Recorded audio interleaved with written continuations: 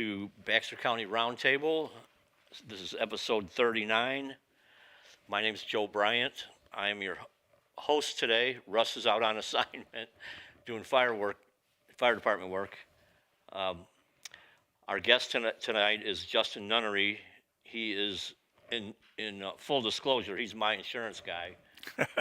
but that's not. We're not going to talk about insurance today. I know that disappoints a lot of people, but. First, let me do a little bit of business here, and then we'll get introduced to Justin, and we'll take off.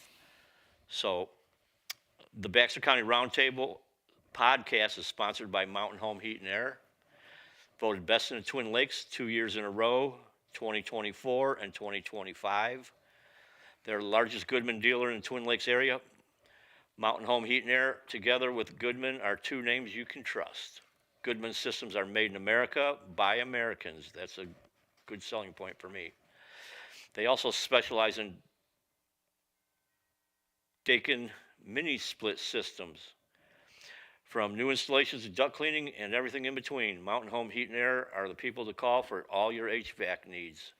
They offer high quality systems and workmanship, affordable prices, and financing is available. So give Kurt Lawrence and the folks at Mountain Home Heat and Air a call at 870-425-HVAC. That's 870-425-4822. And a disclaimer, Baxter County Roundtable Podcast is an independent media program, sponsorship by the Baxter County Republican Committee. Does not imply editorial control or endorsement of content, views, or guests. Sponsorship by any entity does not imply editorial control or endorsement of content, views, or guests. So, welcome, Justin Nunnery. Hey, glad to be here.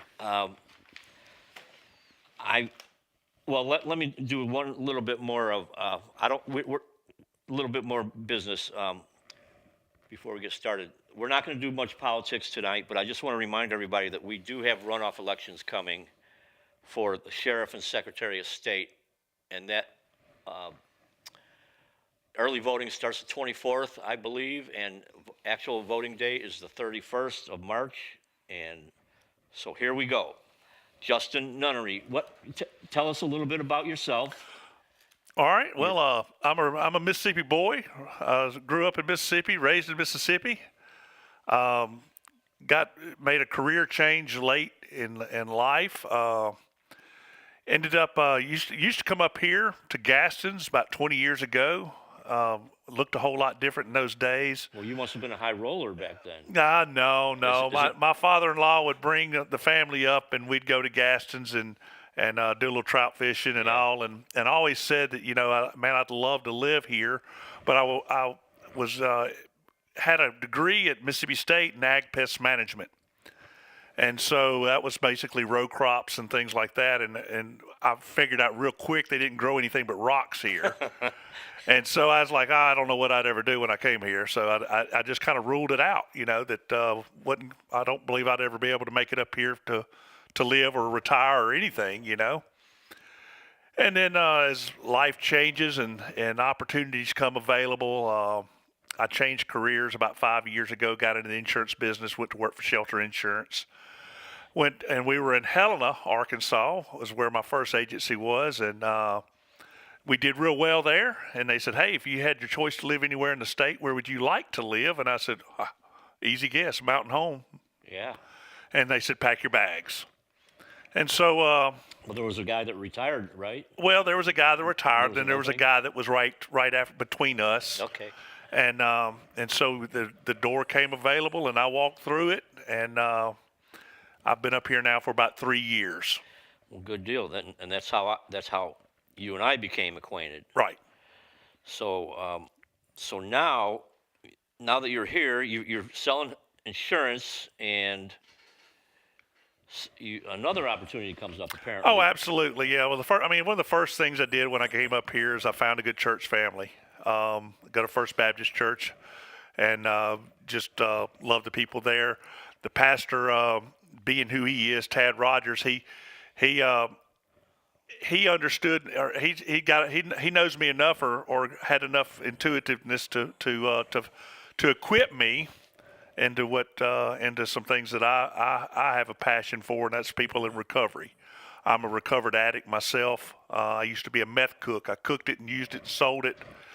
Wow, Yeah. you're lucky to have gotten out of that, I think. Well, it's a little more than luck involved in that. Yeah. But yeah, I was basically I cooked it and sold it for about 7 years, Wow. and got shot, and came to know the Lord. You got a wake-up call, Yeah, sounds like. well, lead poisoning will do that for you. Oh, my gosh. And so, yeah, I got shot, cried out to the Lord, said, like, Lord, I'm tired of living the way I'm living, tired of hurting myself, tired of hurting my family. I got to have your help. And I didn't have a white light experience or anything, but the lights didn't dim or floor didn't shake, but I just became willing to do something different. Yeah. And during that time, I had some good godly men that kind of poured into me, and little did I know they were actually discipling me. And we How did that come? Walk us through that a little bit. What happened is when I got sober, I had been to treatment before, knew how to get sober, but didn't know how to stay sober. And whenever I got shot, and I went back home and was just trying to clean up my wreckage the best I could back home in Mississippi. Mississippi? Yeah. Okay. Just trying to clean up the wreckage the best I could, and had some gentlemen that was going to some meetings and things like that, and they scooped me up and started working with me, and I never checked back up. So that was successful at the beginning of the Yes, successful very recovery? yes, yeah. My first job, I washed dogs for $6 an hour. And I mean, had a college education, $6 an hour, washed dogs, but I was sober, and I was working, honestly, for the first time in many years. It kind of humbles you a little bit. Oh yeah. I had plenty of humility going into this until I just told you I did. Now I lost it, but that's how humility is. Yes. But anyhow, that was 20 years, right? Almost 20 years ago that I've been sober now. Wow. And things haven't always been super easy. I had to relearn a lot of things. And do you still get urges to? No, not really. Not really. I've lost the desire to use. At certain times, I mean, I can smell a certain smell or something crazy like that. And it'll take me back to a spot in my life, and I'll like, whoa. But smells are something that triggers me, but not to use, but it can bring you back to a certain spot in your life pretty quick. Yeah, I bet life is a lot better now. Yeah, to say the least. Life is a lot better. But one thing that I did do early on is I got involved in a group in Mississippi called James Club. A gentleman named Conley Sullivan, who was a dear friend of mine, who really worked with me. He started it up at a little church there in Mississippi in Greenville. Now, what's that called? James Club. Is that just a local thing? Or No. Well, yeah, I've never run into another James Club anywhere. I've heard there are some. I know that the one out of Greenville has spawned probably about 4 or 5 from different places.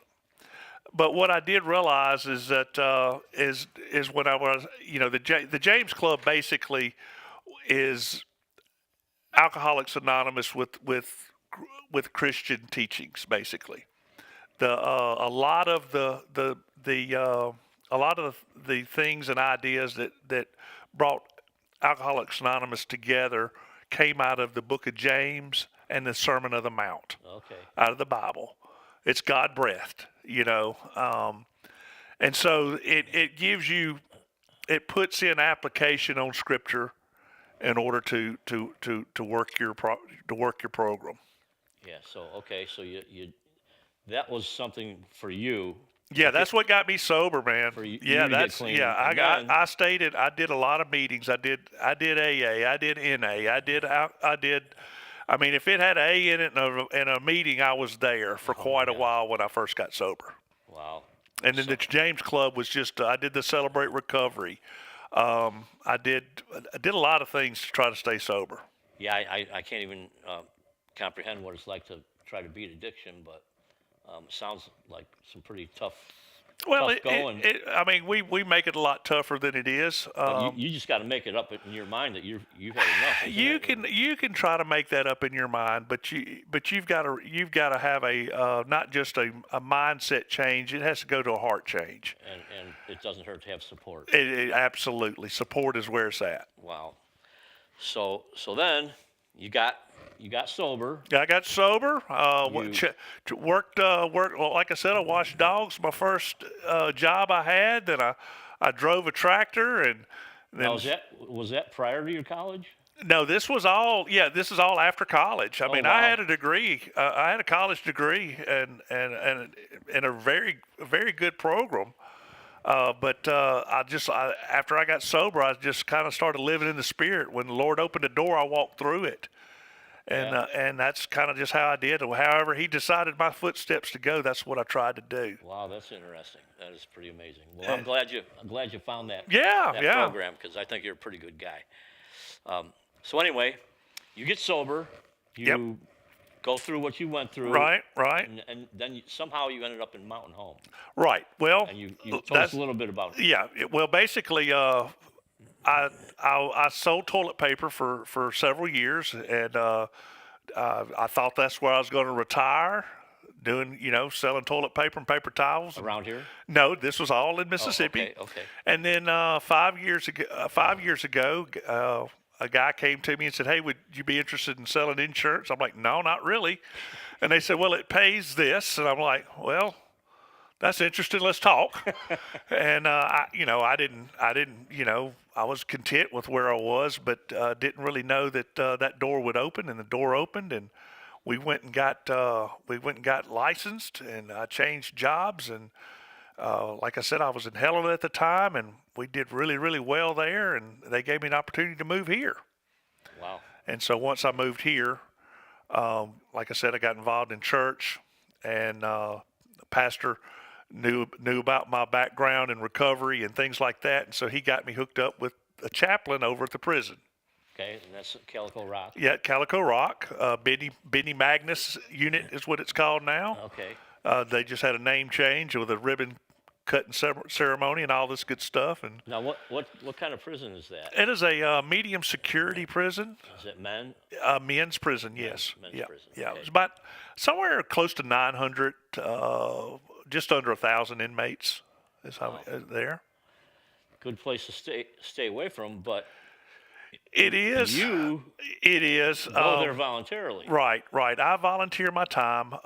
What started out as bringing James Club, which is a fellowship of people in recovery. That was a need that the chaplain had. And so we brought that, implemented that program in there we were able to handle about 40 men. And we go every Thursday night, and we bring the 12 steps to those guys. We get there about 4:30 or so on a Thursday, and we're out of there about 8 o'clock or so. So I'm gonna say that possibly a lot of those people are in prison because stemming from addiction. I don't know the percentage of drug-related crimes that are there, but if I had to guess, I would say it was well over 85%. Yeah, at least. In part. Yeah, I would say bare minimum 85%. So you go there, and you're sitting in a room with these guys. Is it just like an open? It's open room. We break out into we have about 5 tables. What's the assurance that they're not gonna go bonkers on you? There is no assurance. These guys, I guess, are they're voluntarily. We don't. They want to. We do a volunteer program. It's not like a sanctioned program where they can put something in their jacket to make their parole look good or anything like that. I chose not to go that route because I wanted them to be there because they wanted to be there, not because they thought they were going to get something out of it to get them out quicker. Yeah, I was wondering about that. And it seems to work really good that way. We get some good guys in there. the world says to throw these guys away. That's kind of what I thought. The general public would go, "Yeah, these guys are bad guys." Yeah, what do And they? they throw them in there and forget about them. That's right. That's Then a right. guy like you comes by. Well, a guy like me looks at it like this: is that how dare do I think that their sin is worse than my sin that I have in my life? Yeah. And that's the way I have to look at that. Yeah, I don't have the consequences of some of the sins that they do, and there's some of the things that that some of the stories that could make make your skin crawl, But Is that some of the stuff you guys talk about? yeah. But I mean, yeah. Sometimes we do. It's at whatever level that they want to get dead honest about what they've done and how they, and what happened and what got them where they're at, and that's what we give those opportunities to them, because something that we figured out a long time ago is that Satan likes a secret. Yeah. And if you have a secret about yourself and you want to hold on to it, then chances are he's going to place that in the middle of your head to hold on to that so he can cross the rest of your brain to get to it. And that's what keeps people sick. Now, how long have you been doing this? 20 years. 20 years. Yes, sir, 20 years. That's a fairly long time. Do you have any way of measuring how successful or not successful it is? Not. I mean, I haven't been working in the prison for 20 years, of course, but I don't really know it. You really can't. It's very hard to judge it as far as, did this person stay sober? Did this guy stay sober? Did this person, or is this person even living? Has this person died? Because I'm assuming that these are crimes that they're going to eventually get out.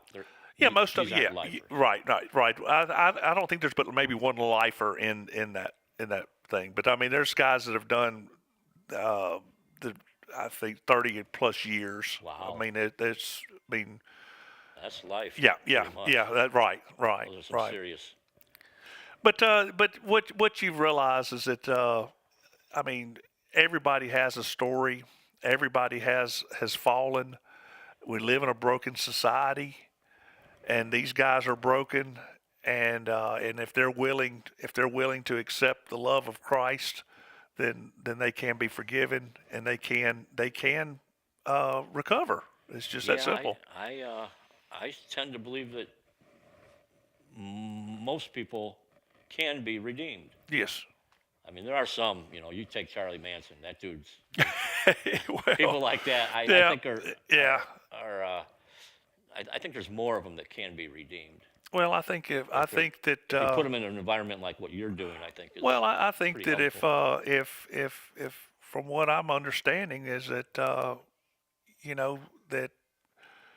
if God chooses to pull them out, and He does, that is still His choice. But that's kind of where it is.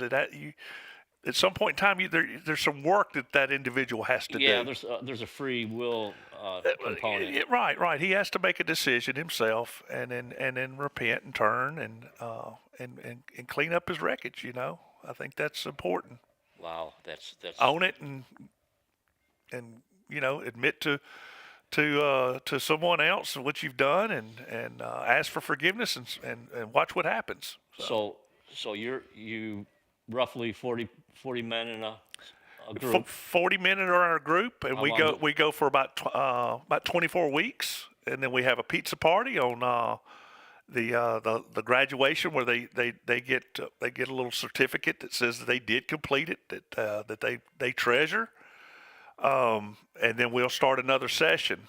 I always poll my guys whenever we get close to being through, and I ask them what did you like about it, what you didn't like about it, and what could we do better? And it's usually consensus is that they want to keep going. Well, yeah. They'd like to just keep coming, but we can't. It's not ongoing, and so we have to try to. We're limited on how many people we have working and helping us and things like that. So it makes it difficult. And I guess, I mean, probably a lot of people want to get in this. I don't know how many just have idle time and they want to do it for that reason. Maybe you catch a few going, Well, yeah, maybe this is, you'd be surprised of how many people do give of their time and resources there. There's a lot of badged people there. Whenever I got badged to be able to come in and go, I realized that the chaplain needed as much help as anybody. He and his wife at the time were they couldn't leave, couldn't go on out of town. She actually was a she donated her time there, and so she could do anything the chaplain could do, but they couldn't even go out of town together. They couldn't have a weekend together yeah. because one of them would have to be there all the time. If you have someone that dies, you have to give a death notification. If grandma falls off sick and is on her deathbed, even you have to make that notification. If you can get a phone call to them or something like that, you have to make sure they can get a phone call.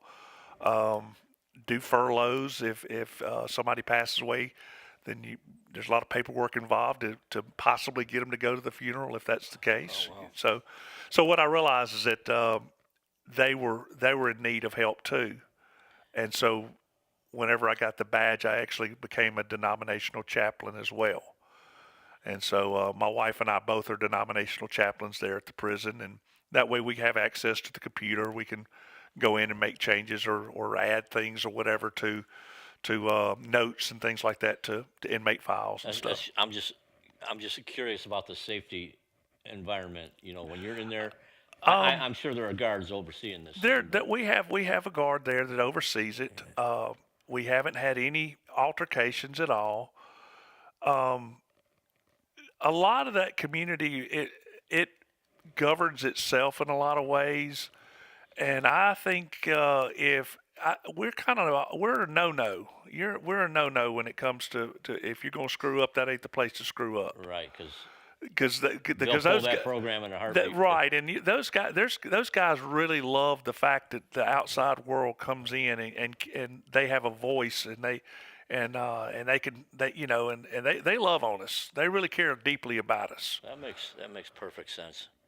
Well, okay, I feel better now. I just, I mean, the prison thing to me is really intriguing, except not enough that I want to go there. Well, You know, it's but I haven't felt uncomfortable at any point in time. because it's a lot of times it's just not a pleasant place. Well, it's not. It's a dark spot. But something I'll say is that I'll go to some of the church services and things like that, and of course the groups that we have, and they're all different. They're all at different walks in their life with their spiritual walk. But some of the most spirit-filled things that you've ever want to talk about, these guys know it. Wow. I mean, of course, people say, well, that's just jailhouse, religion. Not always. These guys they can take scripture or something, dig into it, and and they don't have the access to the commentary to break things out, but they can break some of that stuff out that really looks scholarly. So I imagine there's a section of people that don't want any part of that. What you're doing is that, and I wonder if Not in this group. Not. I mean, everybody. They're going into this recovery group knowing that it is a Christian-based But I'm saying, recovery. I'm saying the population, the general population. The general population. I mean, you have guys that are not interested in recovery, that they're still getting high and or in jail. figuring out ways to do whatever they do and however they do it. Yes. Wow. Oh boy. Well, what else is happening in that? Well, that next thing that's going on is we have a Kairos, which is Kairos is I guess it would be a Hebrew word for time with God, and we have a Kairos event which will take a group of men, and we try to get some of the roughest guys that we can, and we love on them for a weekend. For about we go Thursday, Friday, Saturday, Sunday, and we really pour into those guys, and we spend a lot of time with them. And Are these guys from within this other program? yeah, not necessarily, No. not necessarily tied to that. Okay. They could be anywhere. I mean, it's just some guys that are prayerfully, considered. Some of them asked to be in it, but some of them are sought after. We figure if you can change the dynamics of one bad apple, in that group, and give them a fleshy heart instead of that stony heart, Yeah, if you then he can change the whole barracks. if you can just get one, you've done your job, right? Oh well, that's I mean, the well, goal is to get them all. yeah, But you want them all, but yeah, I mean, and you were asking, how do you base your success about it? Well, if you've presented the gospel to as many people as you can, and you watered you've watered and you planted seeds, then at some point in time you may get fortunate enough to reap a harvest or get to see the harvest, but the harvest doesn't belong to us. right. It belongs to the Lord. And so we're just vessels and just try to do what Yeah, but He asks us to do. It's nice to know if you're doing it Oh, right. it makes you, yeah, it's great to have an impact, but If you need to change something. well, sure.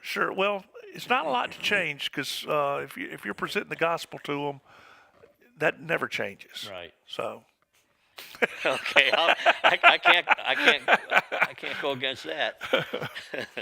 Well, that's pretty interesting. Well, I'm gonna take this time to advertise again. oh yeah, And this is our number. Well, we have two sponsors really: HVAC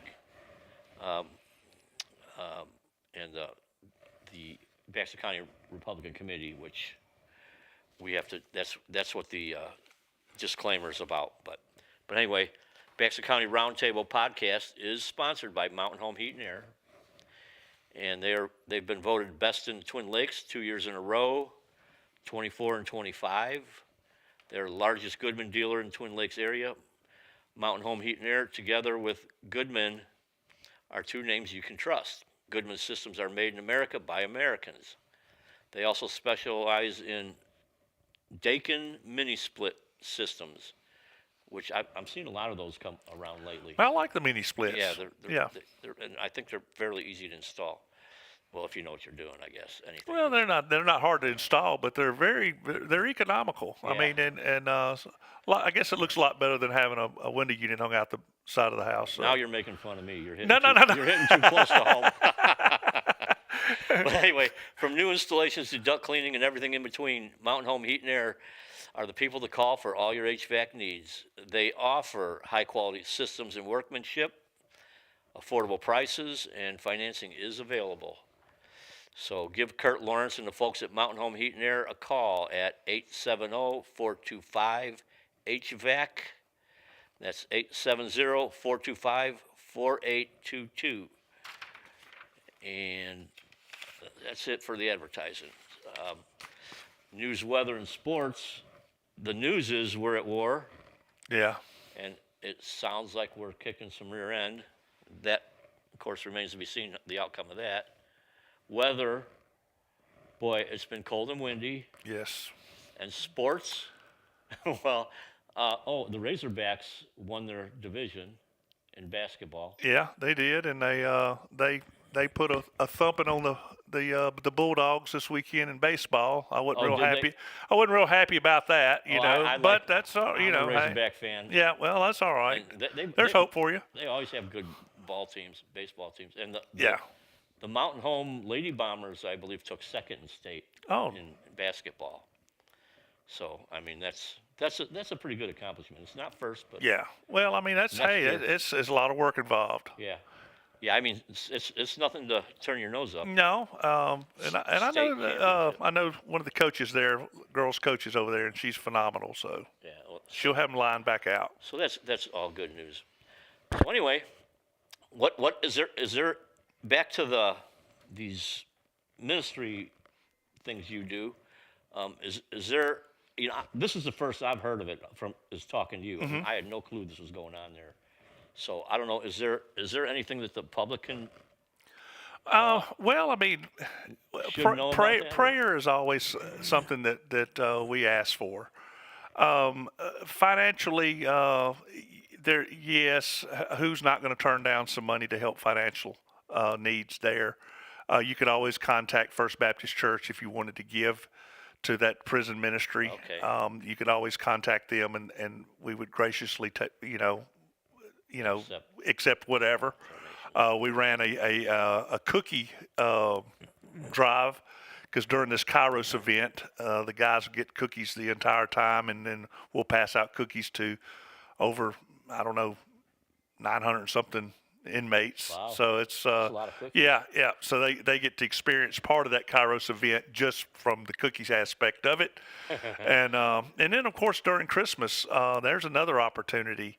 Some of these guys don't have family. They don't have anyone that are putting any money on their books. And so Christmas time comes around, and so we try to give for that, and they'll go out and buy socks and commissary, some of their personal items, soap, toothbrushes, toothpaste, all of those type of items that and give and fix up a nice goodie bag for all the inmates, and they're very appreciative of that. So Oh, that's good. Yeah, even that helps to change the mindset a little bit. well, it People are does. thinking about them. Man, look, I was there. I was there. Uh, kind of hardened about hey, they put themselves there. They did that to their own self, and uh, they get what they deserve, and all of those other things that we say, and then just had to be broken in that area. I had to realize, what, I was one step from being there, Yeah. and I mean, I didn't get thrown away, and so took somebody to just to share. Of course, Scripture tells us what to do there. He says, "Whatever you do for the least of these, you do for me." And those are Christ words. Yeah, I just want to believe that some of these people are redeemable. Yeah, I yeah, just hate absolutely, I hate to see absolutely, someone get thrown in the gutter absolutely. for Well, I mean, and look, well, there's guys that have gone through the program, have gotten out, uh, gotten out of prison. They're members of the church of First Baptist Church, and they're doing well. You've got some guys that have been out, and guess what? They're back in, and Yeah. so You see that. you do, see yeah, faces that absolutely. you've seen before. Sure, that got out sure, and sure. came It back. happens. It happens. Wow, Yeah, that's too bad. But it is. It is. So I guess I don't really have much else on this one. Is there anything else you want to No, I think I'm good. expound on? No. I'm gonna ring your bell a little bit again. Justin Nunnery, insurance agent, Cardinals, 717 Cardinal Shelter Insurance. Shelter Insurance. I'm right next door to Papa John's Pizza. Come Yeah, see me. always treats me Love, right. love to quote. If I'm not always the cheapest guy, but I can say this: you can normally walk in my office and come directly to me and see me. You don't have to go through the Iron Curtain or the Wizard of Oz or anything to look and see Well, behind that the curtain. dog, that dog. Zoe. Yeah, yeah. Now That Zoe. dog's the Iron Curtain. You Yeah, gotta- Zoe. you gotta pet the dog. Zoe will definitely wants to visit with you. I'm a dog person, and she loves to come to work with me, and she goes everywhere with me. And she's probably pooch lipped because she had to go home with Mama instead of me. So Oh well, I guess there's fate's worse than that. yeah, you going to do any kayaking anytime? I plan to. Yeah, Yeah? man, I've been thinking about it a lot lately, and then this weather hit, and I'm thinking about taking up ice skating. Yeah, well, that's a good point. Yeah.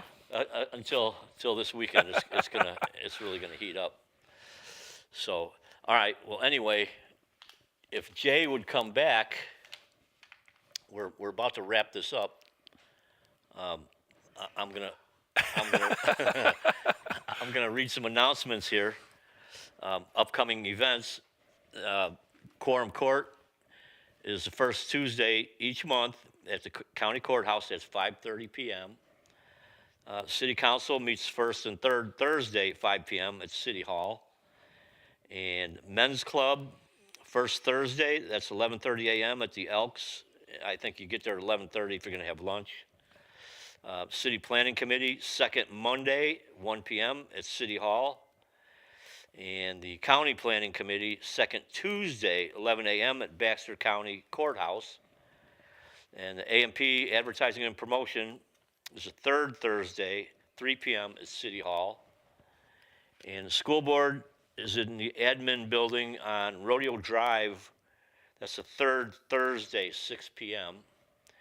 And Public Safety Committee, the old airport committee, I think they meet as needed.